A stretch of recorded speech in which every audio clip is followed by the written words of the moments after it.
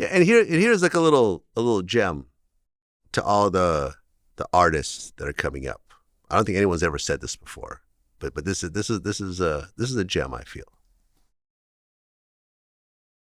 Be careful, when you start to come up, be careful on choosing the platforms that you do interviews on.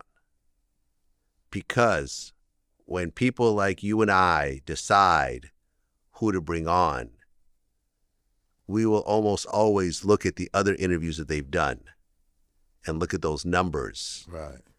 And partially base our decisions on those numbers. Yeah. There's three factors for me. Okay. A phone call.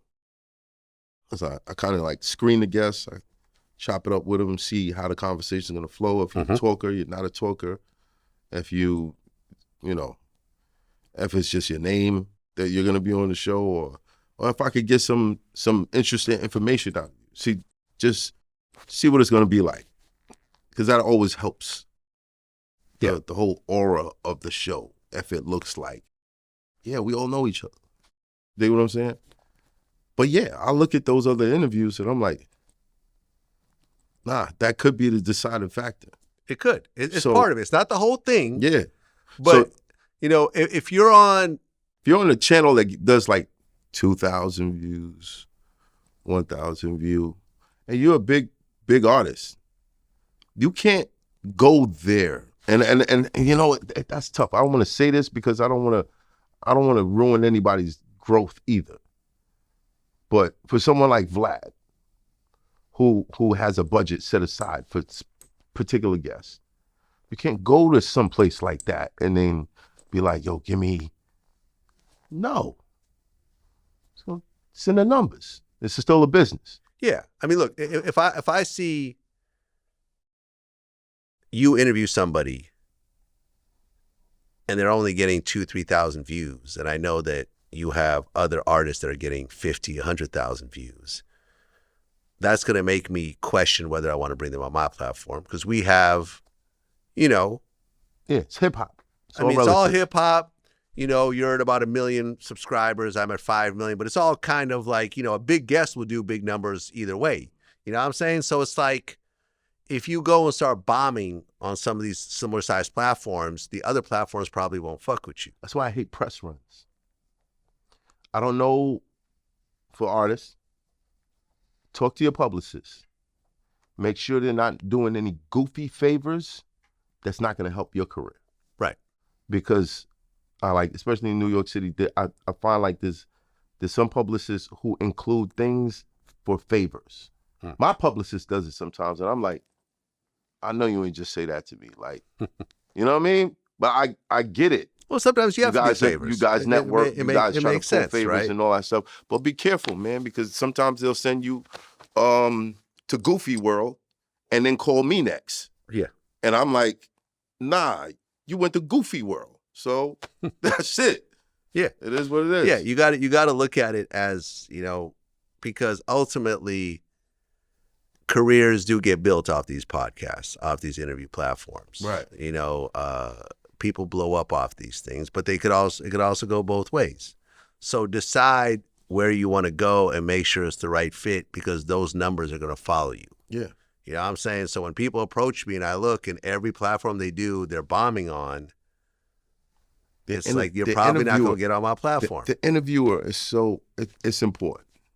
It is. Because if you have someone who's engaging and is going to pull good information out of you, it's a great interview. You become more popular. People feel more connected to you. Yeah. But if you at Goofy World, chuckling and ha ha ha while, Glizzy's is getting down the throat, like, yeah. What are you doing there? What are you doing at Goofy World? All right, listen, we stop going to Goofy World. There's nothing but goofies over there. Stop it. Stop. Nobody is going to be like, oh, I learned so much more from this person. They're just going to learn that you sat with some goofies. Sit. Stop going to Goofy World, man. Like for example, we interviewed Scarlett, right? And it was a very emotional interview talking about her past trauma and the abuse she went through and everything else like that. And it got about 2 million views altogether. Shortly afterwards, she signed a major deal. Not to say I'm the reason she signed the deal, but I'm pretty sure the label looked at those numbers. Yeah. Definitely. Oh, you went on VladTV and millions of people tuned in. Right. Okay, we feel a little more confident putting an extra, an extra few numbers you got a in story that deal. And because you saying? sat with somebody who would pull that story out. Yes. I was able to I researched, and people are like, oh, why'd you add? No, well, that's part of her story. She did talk about it before on some smaller platforms, but when she came to my platform, obviously it was amplified. And, shout out to Swizz, he was involved in that deal as well and everything else like that. Shout out to D. Yeah, D from Rough Riders. You know what I'm saying? I'm not going to say it was because of me, but I think I played somewhat of a role. A significant role in it. I wouldn't even say significant. I just played a role. Right. In that, that they could see that, hey, listen, she's actually, millions of people are tuned in to watch her story, and she's got the music to go along with it, and she got the big producer, and she's got the executives. Okay. That wouldn't have happened at Goofy World. Yeah. I stopped going to Goofy World. People think this job is easy. People think that you and I don't do much. All we do is talk to people. You go and stick a stranger in front of you that you've never met for 2 hours and create a product in real time that millions of people will watch and be glued to their screen, and then afterwards go look up their music and go to their show and feel connected and everything else like that. I've seen people fall apart after 20 minutes. New interviewers that after 20 minutes, they don't know what to ask. I've been like that in the very beginning. When I interviewed Kanye for the first and only time, I ran out of questions and I felt stupid. Right. You know what I'm saying? It's like string. Yeah. You tug at it. Tug at it a little more. Exactly. A little more. This sometimes you pull some shit out and you be like, oh, shit. Yeah. This was here the whole time. It's not easy, man. It's not easy. And I consider myself, an expert in my craft. I look at you as an expert in your craft. I look at Nori. You know what I'm saying? I look at academics. I look at Adam. I look at Sean from Say Cheese. These are all people that I rock with, that I've had on my platform, that I've been on their platforms. And we're all good at what we do, and we all respect each other, and we all create great product, man. And we all rock with each other.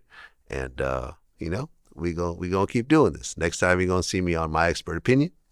You know what I'm saying? In the barber chair, like I usually do, talking my shit, doing my numbers. You need to bring your barber chair.